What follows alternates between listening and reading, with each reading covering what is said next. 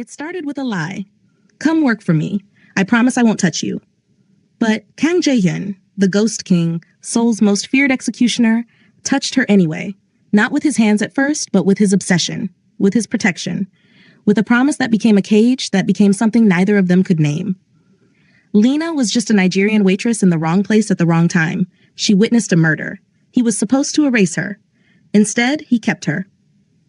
Locked her in his penthouse, made her fall for the very danger she should have run from. In part 2, everything shattered. She was kidnapped, betrayed. She learned the truth.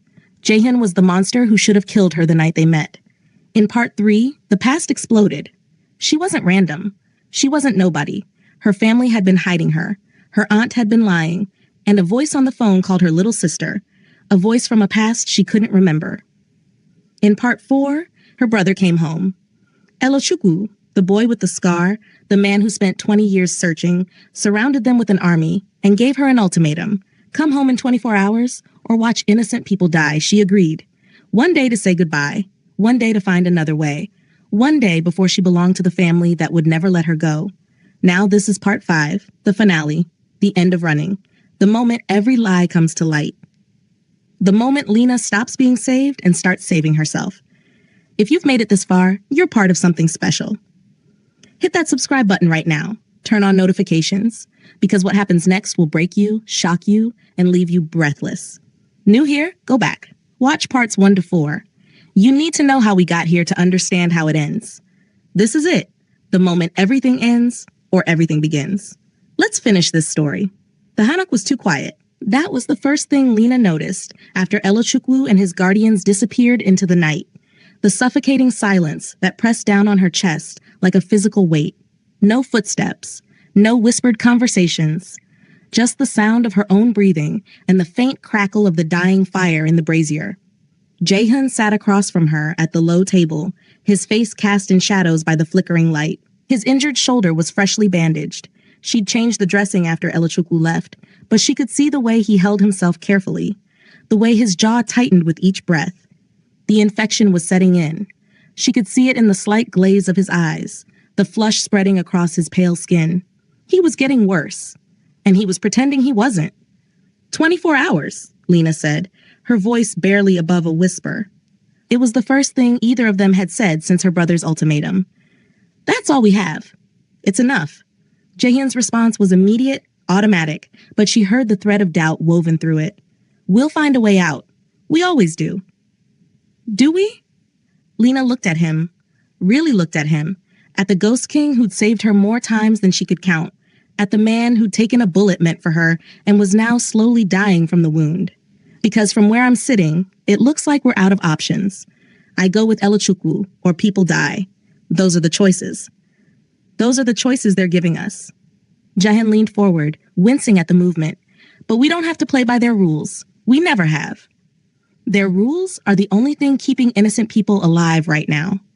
Then we change the game. His eyes burned with that familiar intensity, the one that had terrified her in the beginning and now somehow anchored her. We find leverage. We find proof. We find something that makes your going home unnecessary. And if we can't? The question hung between them, heavy and terrible. Jae-hyun's expression didn't change, but Lena saw the moment of hesitation, the flicker of something that might have been fear or helplessness or both. Then I'll find a way to get you back. He said quietly, even if it takes the rest of my life, even if I have to burn down both families to do it, I will get you back. Lena's throat tightened. You can't promise that. Watch me. She wanted to believe him. God, she wanted to believe him so badly it hurt. But wanting something and having it were two different things, and she'd learned that lesson too many times in the past weeks. We need to know what we're up against, she said, forcing herself to focus. 24 hours. They had 24 hours to find a miracle. Elochukwu, the Eze family, this alliance they want me to complete. We need to understand what they really want. Sungho's already working on it. Jae-hyun pulled out his phone with his good hand, typing one-handed. I had him start digging the moment Elochukwu showed up with his terms. If there's anything in the digital records, financial transactions, communications, anything, he'll find it. As if summoned, Sungho appeared in the doorway, his laptop tucked under one arm, his face grim. Sir, you need to see this. They crowded around the laptop as Sung-ho pulled up file after file, encrypted documents he'd managed to crack, emails written in a mixture of Igbo and Korean, financial records that traced money across continents. The alliance isn't about peace, Sung-ho said, his fingers flying across the keyboard. It's about power, specifically something called the bloodline ritual. Lena's blood ran cold. What kind of ritual? Ancient, brutal, supposedly grants the family ancestral power by combining two powerful bloodlines through marriage. Sung-ho pulled up a scanned document, old, written in languages Lena only half understood. According to these records, the Ez family has been practicing this for generations. The heir marries someone from another powerful family, they consummate the marriage during a ceremony, and then he stopped, his face going pale. And then what? Jaehyun's voice was deadly quiet. And then the bride dies. Sung-ho looked at Lena, and she saw genuine fear in his eyes. The ritual requires her death to seal the power. They call it a willing sacrifice, but according to these records, none of the brides went willingly. They were all... He stopped again, shaking his head. Lena felt like the floor had dropped out from under her. My mother. Ran before they could complete it, Sung-ho confirmed. She found out what the ritual really meant. That's why she took you and disappeared. That's why your aunt hid you for 20 years. And now they want to finish what they started. Jaehyun's hands clenched into fists. Over my dead body. There's something else, Sung-ho said hesitantly. I found encrypted messages, sent from an account registered to Elochukwu. They're heavily coded, but I managed to decrypt a few. He pulled up the messages on screen. I found her, but I won't let them have her. Get the team ready. We move when she's in position. The family can't know. They'll kill us all if they find out. Lena stared at the words, her mind racing. He's planning something. Something against the family. He's planning a coup, Jaehyun said, reading between the lines. He's been gathering those guardians not to capture you, but to... A sound at the entrance cut him off. Every weapon in the room was drawn in an instant, Jaehyun moving to shield Lena despite the way his shoulder screamed in protest. But the figure that stepped through the doorway had his hands raised, empty and non-threatening. Elochukwu. Alone this time. No guardians. No army. Just her brother, looking exhausted and desperate, and somehow smaller without the tactical gear and masks of his followers. Don't shoot, he said quietly. I'm not here to take her. I'm here to save her. Jaehyun didn't lower his weapon. Give me one reason not to put a bullet in your head right now. Because I'm the only one who can help you keep her alive. Elochukwu's eyes found Lena's, and she saw something raw and painful in them. The family wants her for the ritual. They've been planning it since they found out she was in Korea. But I didn't spend 20 years searching for my sister just to hand her over to die. Then what do you want? Lena asked, her voice steadier than she felt. I want what you want. To end this. To destroy the system that killed our mother and would kill you too. Elochukwu took a careful step forward. I've been planning this for years, gathering people loyal to me, not the family, building evidence, waiting for the right moment, and that moment is now. Why should we trust you? Jaehyun demanded. Because if I wanted her dead or captured, she already would be. I had 20 guardians at that factory. I could have taken her by force. Elochukwu's jaw clenched. But I'm not our grandfather. I'm not the kind of monster who treats family like property. Lena felt something shift inside her. A memory trying to surface, triggered by his voice, his face, the way he stood. A fragment of a child's recollection. A boy with a scar, holding her hand. A boy who promised to protect her. A boy who cried when their mother said goodbye. Elo, she whispered. Elochukwu's composure cracked just for a second, and she saw the boy underneath the soldier. You remember? Lena's hands trembled. I don't know. Maybe. Fragments. A boy who... Her voice broke. A boy who loved me. I did. I do. Elochukwu's eyes were suddenly bright with unshed tears. You were my best friend, the person I trusted most in the world, and then one day you were just gone. Mother said you had to leave, that it was the only way to keep you safe. I wanted to go with you, but she said no. Said I had to stay, had to grow up, had to become strong enough to protect you when the family finally found you. And you did, Lena said, tears streaming down her own face now. You found me. I did, but not to bring you home to die, to give you a chance to fight. Elochukwu looked at Jaehyun. You love her? I can see it. And she? His eyes flicked back to Lena. She loves you, even if she's too scared to say it. So let's work together. Let's end this so she can actually have a life instead of being a pawn in someone else's game. Jaehyun was quiet for a long moment, his weapon still trained on Elokuku, his eyes calculating every angle, every risk. Finally, slowly, he lowered the gun. "You have until dawn," he said. "Convince me you're not playing us, and we'll talk alliance. But if I find out you're lying, if you do anything to put her in more danger, there won't be enough pieces of you left to bury." Elochukwu nodded. Fair enough. They talked through the night. Elochukwu laid out everything, his network of loyal guardians, the evidence he'd been collecting, the weakness in the family structure that could be exploited. Jaehyun and Sungho cross-referenced every claim, verified every piece of information, looked for holes in the story. And slowly, impossibly, a plan began to form. "We can't stop the ceremony," Elochukwu said, spreading maps and documents across the table. "The family is too invested, too many people are watching.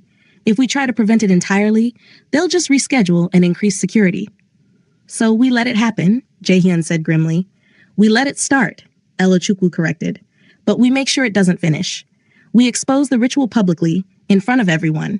Make it impossible for the family to continue the tradition without losing all credibility and power." "How?" Lena asked. "With this." Elochukwu pulled out a small device, a recording chip, so tiny it could be hidden anywhere. "You go to the ceremony as planned. You let them start the ritual. And you get our grandfather to confess everything on record. And if he won't? He will. He's arrogant, believes the tradition is sacred, untouchable. If you ask the right questions, if you play the willing heir who just wants to understand, he'll tell you everything. He'll want you to know what you're giving your life for." Lena's stomach turned. "And while I'm doing that, where will you be?" "Surrounding the ceremony with every guardian loyal to me. The moment you broadcast that recording, we move in. Arrest the grandfather, dissolve the ritual, force the family to reorganize under new leadership." "Under your leadership," Jaehyun said. "No." Elochukwu shook his head. "I don't want it. Never have. But Lena," he looked at his sister, "if you claim it, if you take leadership as the rightful heir, you could end this, transform the family into something that doesn't require human sacrifice to function." "I don't know anything about running a criminal organization," Lena said. "Then learn, or better yet, dismantle it. Turn it into something legitimate. Use the power for good instead of death." Elochukwu's voice was fierce. "Our mother couldn't escape it, but maybe you can transform it." The plan was insane, dangerous. 100 things could go wrong, but it was also the only chance they had. "I'll need proof the recording is real," Lena said. "Something I can show the families, the council, everyone watching, something they can't deny." "We have it," Sungho said, pulling up another file. "Your aunt. She's been in Seoul this whole time, and according to these records, she has documents, original ritual texts, proof of previous deaths, everything we'd need to corroborate your recording." Lena's heart clenched. "My aunt is here? Has been for weeks, staying at a luxury hotel in Gangnam. Someone's been funding her stay, probably the family." Sungho looked grim. "She brought you here, Lena. She was part of this. Then we need to talk to her," Jaehyun said. "Now, before she disappears or warns the family." The hotel was too nice for someone who'd been hiding. That was Lena's first thought as they pulled up to the luxury building in Gangnam, all glass and steel and money, the kind of place that catered to people who wanted to disappear in plain sight behind wealth and anonymity. Her aunt had always lived modestly in Lagos. The fact that she was staying here, funded by mysterious sources, confirmed what Lena had been trying not to believe. Chioma Okafor had been part of this all along. They went up in silence. Lena, Jaehyun, Elochukwu, and 2 of Sungho's most trusted men. Jaehyun moved carefully, his injured shoulder hidden beneath a fresh jacket, but Lena could see the pain etched into the lines around his eyes. He needed medical attention. Real medical attention, not field dressing and antibiotics scavenged from a first aid kit. But he refused to leave her side, and she didn't have the strength to argue anymore. The penthouse suite door opened on the 3rd knock. Chioma stood in the doorway, wearing an elegant wrapper and blouse, her hair wrapped in traditional jella. And for just a second, Lena saw the woman who'd raised her, the aunt who'd braided her hair and taught her to cook and held her when she cried after her parents died. Then she saw the guilt in Chioma's eyes, and the illusion shattered. "Lena," Chioma's voice cracked on the name. "Oh, my dear girl, I knew you'd come." "Did you?" Lena's voice was cold in a way it had never been with her aunt before. "Did you know, or did you hope? Because there's a difference between expecting me and hoping I'd figure out you've been lying to me my entire life. Chioma flinched like she'd been struck. You don't understand. Then explain it to me. Lena pushed past her into the suite, the others following. Why explain how the woman who raised me, who I trusted more than anyone in the world, could deliver me to a family that wants me dead. Explain how you could look me in the eyes all those years and lie about who I am, where I came from, what I was running from. I was protecting you. Chioma's composure cracked, tears streaming down her face. Everything I did, every lie I told, it was to keep you alive. To give you the childhood your mother wanted for you. A normal life. A chance to be just Lena, not the Eze heir, not the ritual sacrifice, not the pawn in a game that's been playing for centuries. By bringing me to Korea? Lena's voice rose. By putting me exactly where they could find me? By giving you a chance to fight? Chioma grabbed Lena's hands, desperate. Don't you see? If you'd stayed in Lagos, if you'd stayed hidden forever, you'd never be free. The family would have found you eventually, when I was too old to protect you, when you let your guard down, when you met someone and wanted a normal life. They would have found you and taken you, and you'd have no allies, no weapons, no chance. So you brought me here, to him. Lena gestured at Jaehyun. You knew what would happen. You knew about the murder I'd witnessed, about the Ghost King, about all of it. Chioma's silence was answer enough. The murder was staged, Jaehyun said, his voice flat and dangerous.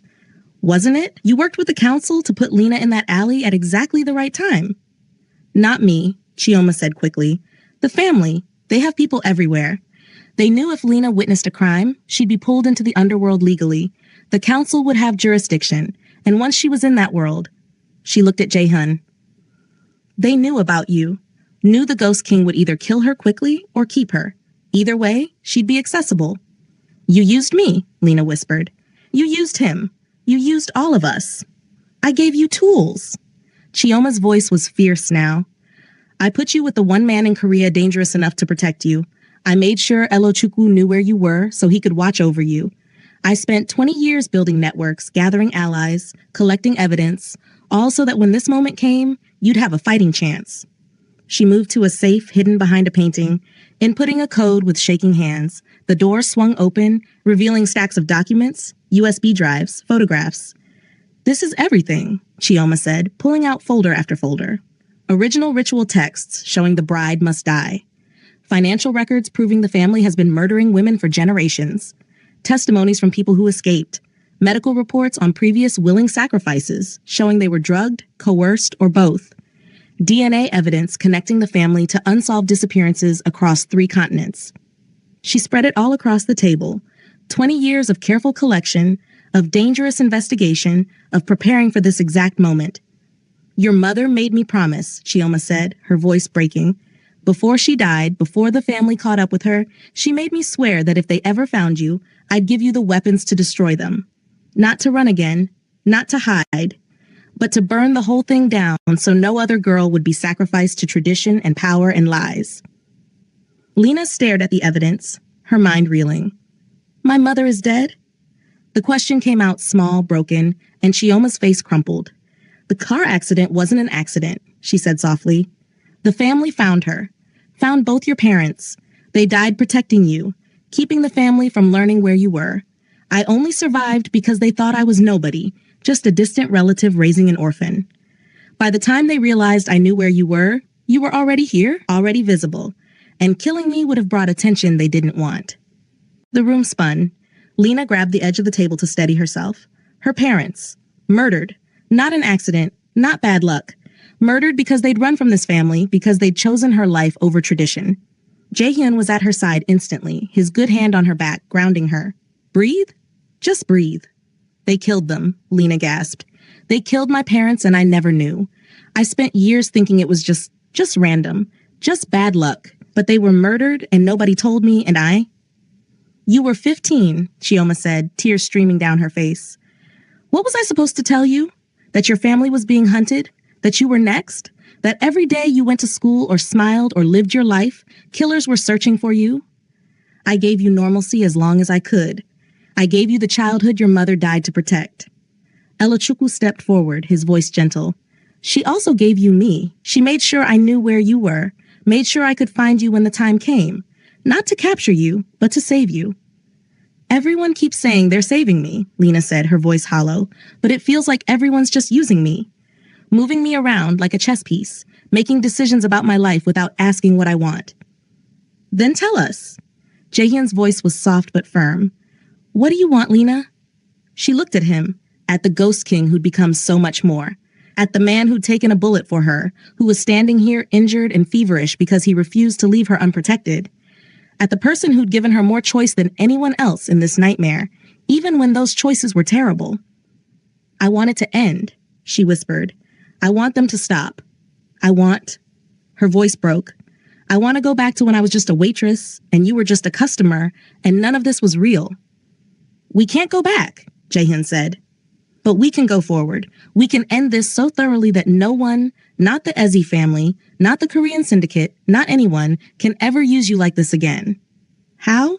With this. He gestured to the evidence Chioma had gathered.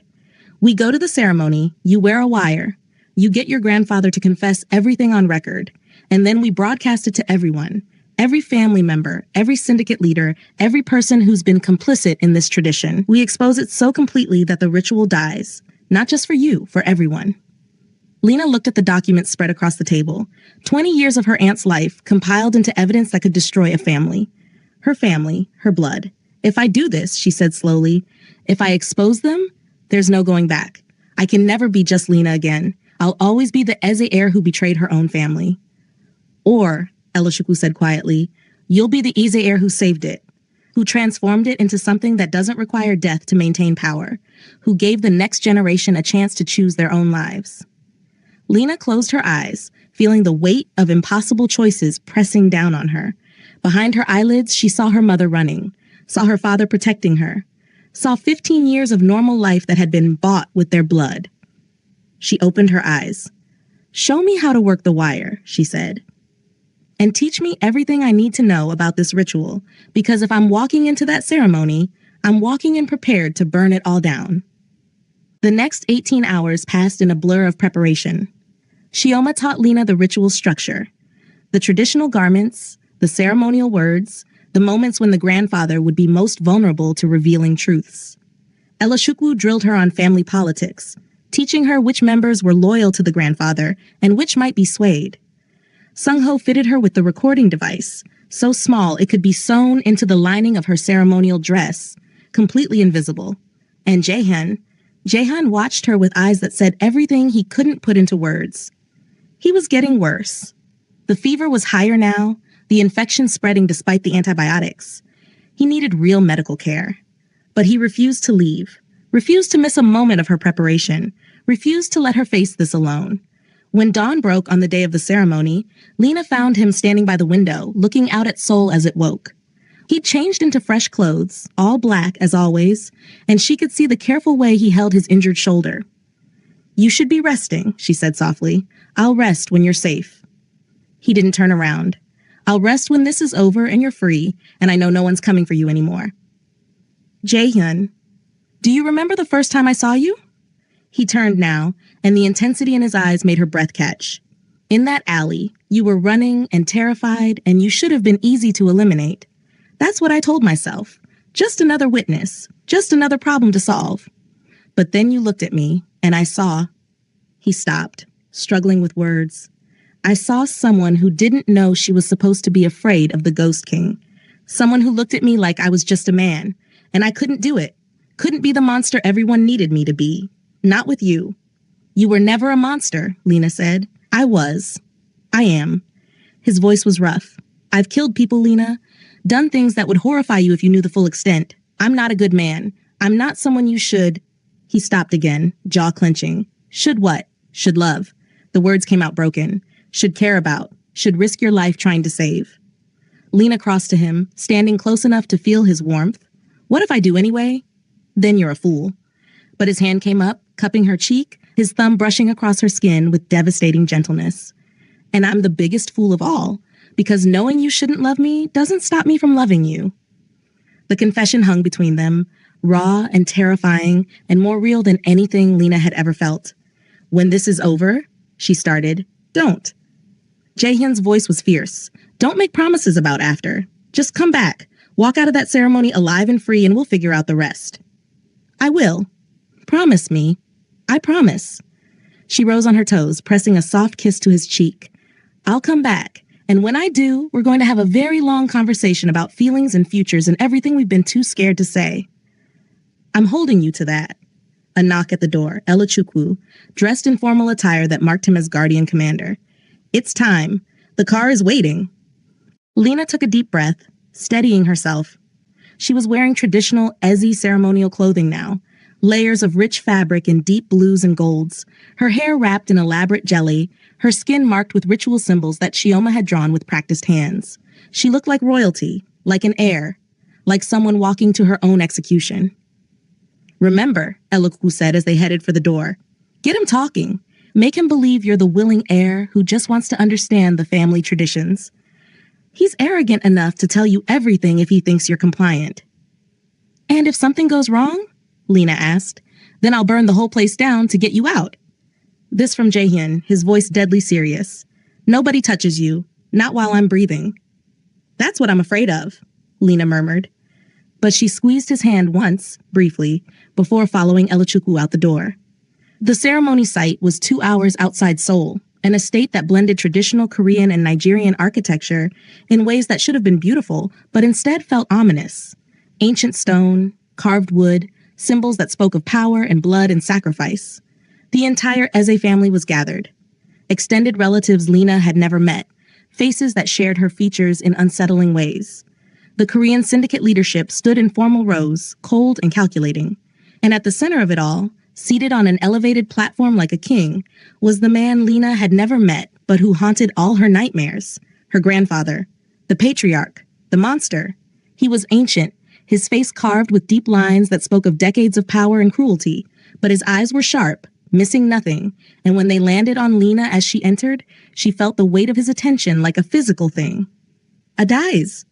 He used her easy name, the one she'd never heard spoken aloud. My granddaughter. You've finally come home. Lena forced herself to bow in the traditional way Chioma had taught her.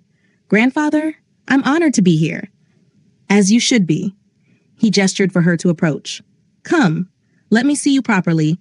Let me see if you're truly worthy of the gift we're about to give you. Every instinct screamed at her to run, but Lena forced her feet to move forward, climbing the steps to stand before the man who'd ordered her mother's death, who'd hunted her for 20 years, who fully intended to murder her in a matter of hours. You look like her, he said, studying her face. Like Aurora, your mother. She was beautiful too. Willful, foolish, but beautiful. She was brave, Lena said quietly. She protected me. She was a coward who ran from her duty. The patriarch's voice was cold. But you're here. You're ready to fulfill what she failed to complete, to give your life meaning through the ritual. This was it, the moment to start recording, to get him talking. I want to understand, Lena said, keeping her voice soft, obedient. The ritual, what it means, what happens. I want to know what I'm giving my life for. The patriarch smiled, and it was the most terrifying thing Lena had ever seen. Of course, my child. You deserve to understand the honor you're about to receive. And he began to talk. He talked for 20 minutes, and every word was recorded. The patriarch explained the ritual with the pride of someone describing a masterpiece, how the Ez family had practiced this for 8 generations, how each bride's death sealed power into the family bloodline, how it was an honor to be chosen, how Lena should feel grateful for the opportunity to give her life meaning. He described previous brides in detail, their names, their families, how they'd been prepared. How some had gone willingly, drugged into compliance with traditional herbs that made them pliant and accepting. How others had fought and been restrained. How one had tried to run during the ceremony and been dragged back, her screams silenced by hands over her mouth. Your mother was supposed to be the 7th, he said, his voice almost wistful. Such a waste when she ran. Such chaos it caused. The Korean syndicate nearly broke the alliance over it. Took years of negotiation to rebuild trust. But now, he smiled at Lena, now you'll complete what she failed. You'll be the 7th bride, the one who finally unites our families properly. And after the marriage? Lena asked, her voice steady despite the horror churning in her stomach. After the consummation, what happens then? Then comes the sealing. He gestured to the ceremonial blade displayed on a nearby altar, long, curved, beautiful, and deadly. A quick death, painless, if you don't resist. Your blood mixed with your husband's offered to the ancestors. Your life force absorbed into the family line. Immortality through sacrifice. Have any of the brides known beforehand? Lena asked. Known they would die? Some. Most were told it was symbolic, that the death was metaphorical, a shedding of the old self. Easier that way. Less struggle. He studied her face. But you're asking direct questions. You're stronger than the others. Good. A willing sacrifice carries more power than one taken by force. I'm willing, Lena lied, the words tasting like ash. I just want to understand what my life means, what it's for. It's for greatness. The patriarch stood, addressing not just Lena, but the assembled crowd. For 8 generations, this family has grown stronger through this ritual. We've built empires, controlled continents, and all of it through the sacred tradition of blood and binding. Today, we continue that legacy. Today, Adeze Lena Eze joins with Kim Dae-jung of the Korean Syndicate. And tonight, his eyes glittered with terrible anticipation. Tonight, she ascends to become part of something greater than herself. The crowd murmured approval. Faces Lena didn't know, would never know, all nodding along to her planned murder like it was perfectly reasonable, like her life was just fuel for their power and tradition. The groom was brought forward. Kim Dae-jung, the syndicate heir. He was older than Lena by at least a decade, his face cold and handsome in a way that made her skin crawl. He looked at her like she was a business transaction, an asset, a thing to be used and discarded. Shall we begin? The patriarch asked. This was it. The moment Elachukwu had told her to watch for, when everyone was gathered, when the confession was complete, when the recording had captured enough to destroy them all. Lena reached up, touching the pendant around her neck, a signal to Elochukwu's team that she was ready. And then she pulled out the small remote transmitter Sung-ho had hidden in her ceremonial sash. Before we begin, she said, her voice carrying across the space, I think everyone should hear what this ritual really means. She pressed the button. Screens that had been hidden around the ceremony site flared to life. Sung-ho's team had infiltrated hours earlier, setting up the equipment. The patriarch's voice played back, crystal clear, describing the murder of previous brides, describing the drugs, the restraints, the screams. The crowd went silent. Shocked faces turned from the screens to the patriarch to Lena. You recorded. The patriarch's face contorted with rage. You dare. I dare to tell the truth, Lena said, her voice steady and strong now. 8 generations of murdered women, 8 generations of families told their daughters were honored when they were really being sacrificed. My mother discovered this truth and ran, and you had her killed for it. Killed both my parents to keep the lie alive. She pulled out the documents Chioma had given her, holding them high. I have proof. Names, dates, medical reports on drugged and coerced women, financial records of payments to families who stayed quiet. Everything you've hidden for generations, I'm going to expose, not just to this crowd, to everyone. She nodded to Sung-ho's hidden team, and she knew they were broadcasting this beyond the ceremony, to news outlets, to family members around the world, to anyone who would listen. The ritual is over, Lena said, looking her grandfather in the eye. The lies are over, and your power is over. For one heartbeat, the world hung suspended. Then the patriarch screamed, Kill her! Kill her now! And everything exploded into chaos. Guards rushed forward from all sides. The crowd scattered, some trying to flee, others pulling weapons. Kim Dae-jung lunged for Lena, trying to grab her, but she was already moving, dodging, using everything Jae-hyun had taught her in stolen training sessions. Then the doors burst open. Elachukwu and his guardians poured in like a flood. 20 elite fighters in perfect formation, weapons drawn, moving with deadly precision. They engaged the patriarch's guards instantly, the ceremony site transforming into a battlefield. Lena, get down. Elochukwu's voice cut through the chaos. She dropped as gunfire erupted overhead. This wasn't supposed to happen. The plan was supposed to be clean. Expose the ritual, force surrender, reorganize peacefully. But the patriarch's loyalists weren't surrendering. They were fighting to the death to protect the tradition. Lena crawled toward cover, her ceremonial dress snagging on debris. She could see Elochukwu fighting 3 guards at once, his movements beautiful and brutal. Could see Chioma sheltering terrified family members who'd had no idea what the ritual really meant. And then she saw the patriarch. He was coming for her personally, the ceremonial blade in his hand, his face twisted with hate. You think you can destroy me? He snarled, advancing. I built this family. I made us powerful. Your death will mean something, even if I have to carve the power into you myself.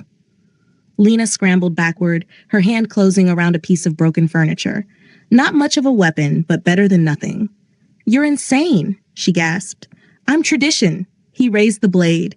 I'm legacy, and you're just another foolish girl who doesn't understand sacrifice. He brought the blade down, and Jaehyun caught his wrist. He'd come from nowhere, moving despite his injury, his face pale but his grip iron strong. He twisted the patriarch's arm with brutal efficiency, forcing the old man to drop the blade. You don't touch her, Jaehyun growled. You don't get close to her. You don't get to hurt her ever again. The Ghost King, the patriarch spat. So the rumors were true, the great executioner brought to heel by a girl. No, Jaehyun's voice was cold. The executioner given a reason to live instead of just survive, and I'll kill anyone who threatens that. He moved to incapacitate the patriarch, but the old man was faster than he looked, pulling a hidden blade, driving it up toward Jaehyun's exposed side. Lena screamed a warning. Jaehyun twisted, but he was already weakened from his shoulder wound. The blade found flesh sliding between his ribs, and she watched his face go white with shock and pain. But he didn't let go. Even as he bled, even as his legs buckled, he held the patriarch in place. Elachukwu! Lena's voice tore through the chaos. Help! Her brother appeared, disarming the patriarch with surgical precision. The old man crumpled, his power broken, his blade fallen. But Jaehyun collapsed into Lena's arms, his blood soaking through her ceremonial dress, his breath coming in shallow gasps. No, she sobbed, lowering him carefully to the ground. No, Jaehyun, stay with me. Did. He coughed, blood on his lips. Did I keep you safe?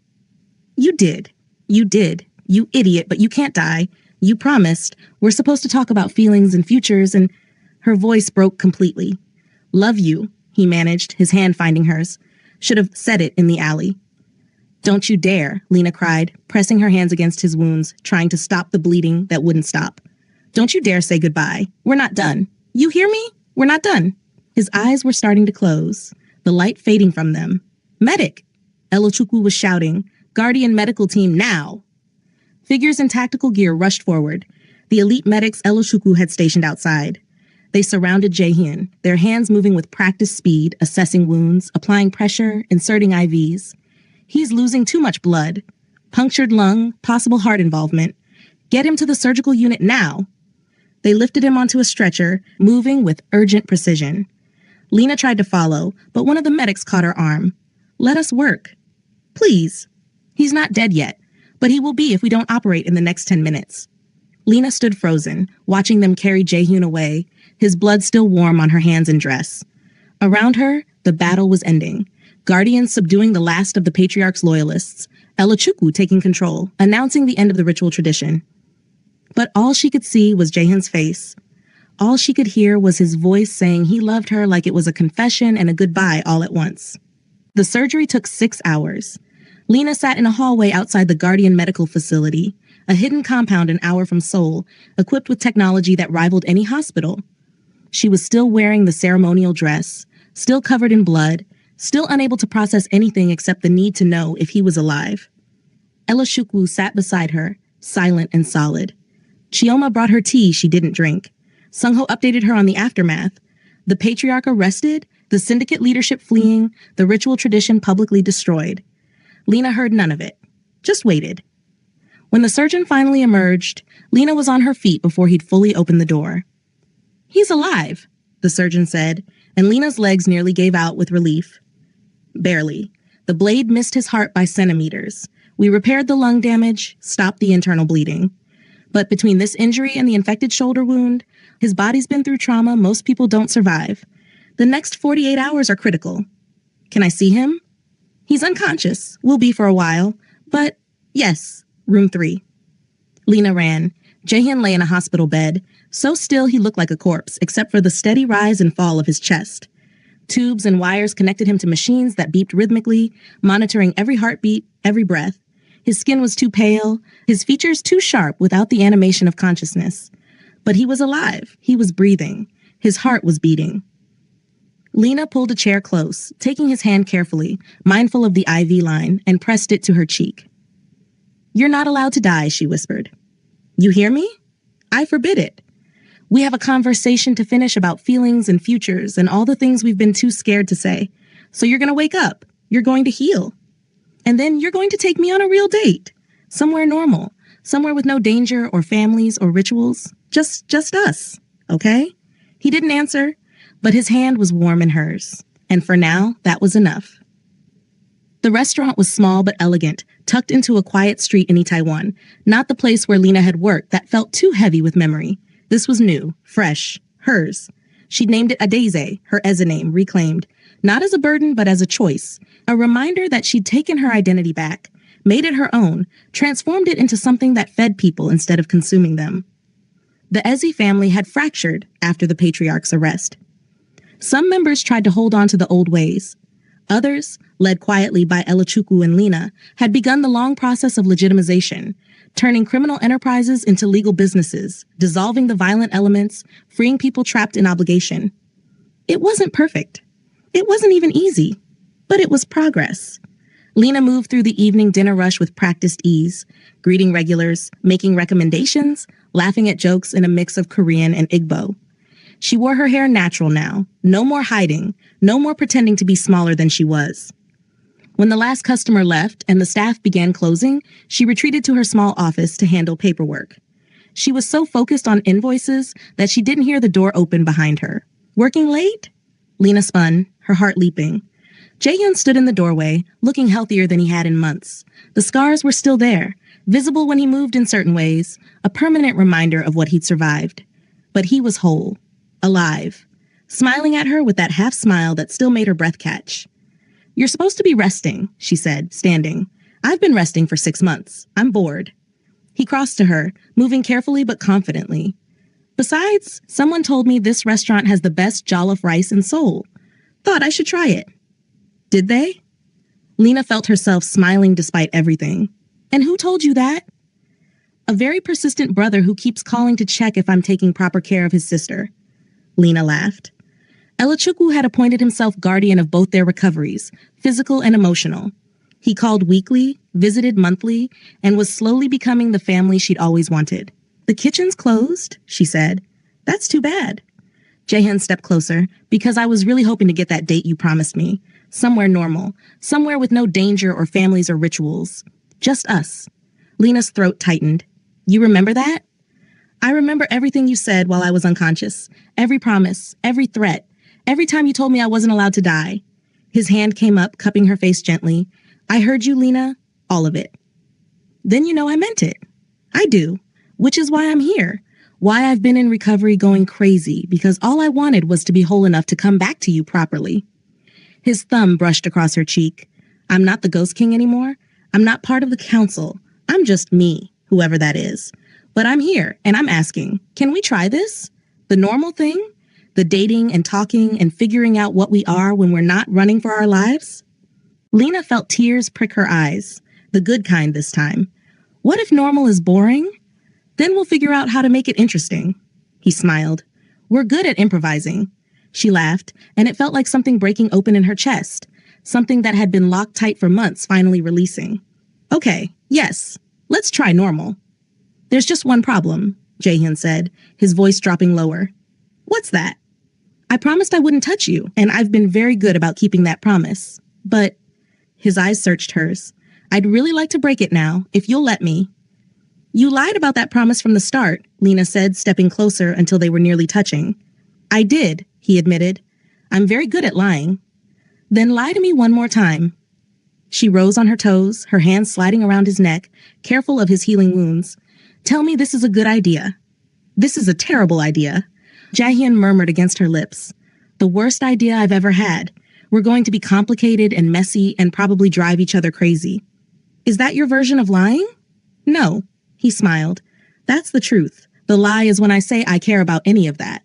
When the truth is, you're the best terrible idea I've ever had, and I'm never letting you go.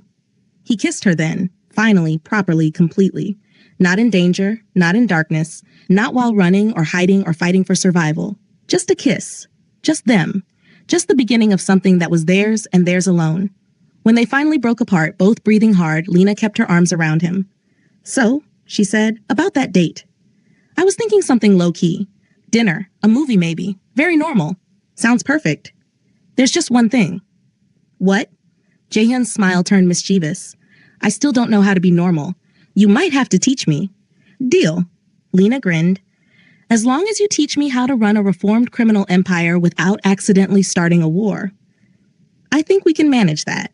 They stood there in her small office, surrounded by invoices and the smell of cooking spices and the quiet peace of a normal life earned through impossible choices. Neither of them was the same person they'd been in that alley months ago. Neither of them ever would be. But they were here. They were whole. They were free. And for the first time since this whole nightmare began, that was enough. 1 year later, the house was neither Nigerian nor Korean. It was theirs. Set in the mountains outside Seoul, it blended elements of both their worlds with things that were uniquely them. Traditional architecture with modern security. A kitchen big enough for Lena to cook for the family gatherings. Elochukwu insisted on hosting monthly. A study where Jaehyun consulted on security for businesses transitioning out of the underworld. They'd built a life. Not perfect. Not without scars, physical and emotional, but real, honest, theirs. Lena stood on the deck, watching the sun set over Seoul in the distance, and felt Jaehyun's arms slip around her waist from behind.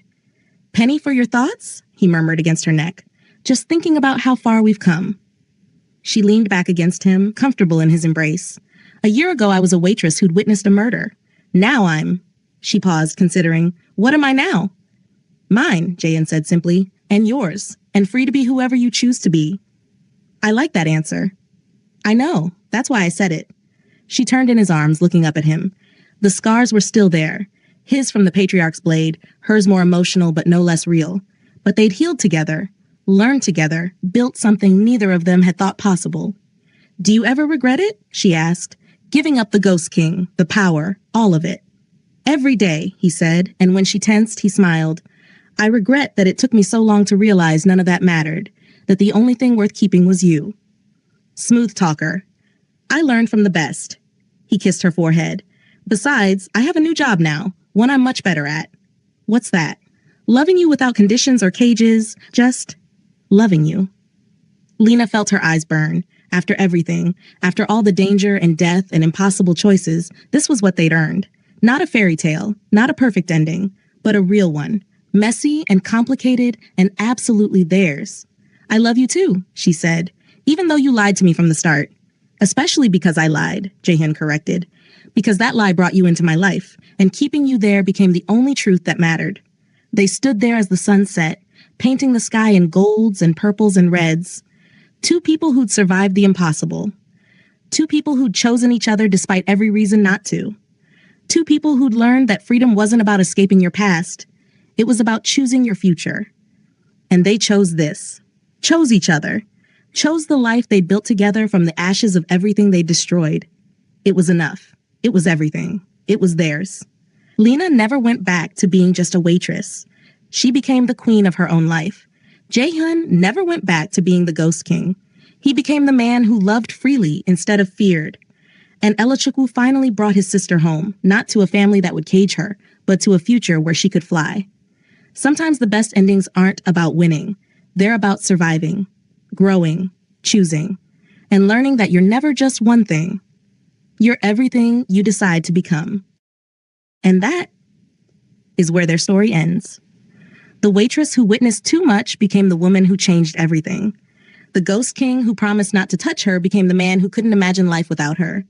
And the brother who searched for 20 years finally brought his sister home, not to a cage, but to freedom. This is the end of Lena and Jaehyun's journey. 5 parts. From that first lie in a restaurant to this truth on a mountain. From captivity to freedom. From surviving to living. Thank you for being here from part 1 to part 5. For every comment, every like, every theory, every moment you believed in them when they couldn't believe in themselves. If this story moved you, hit that like button right now. If you want more stories like this, stories about love that refuses to die, identity that refuses to be caged, and people who refuse to be anything less than free, subscribe and turn on notifications. And in the comments, tell us, what was your favorite moment across all 5 parts? What surprised you most? Did we deliver the ending you hoped for? And what story should we tell next? Thank you for being part of the Afro-Korean drama family. Thank you for taking this journey. Thank you for believing that even the darkest stories can have endings filled with light. Until the next story, stay safe, stay strong, and remember, you're never just one thing. You're everything you choose to become.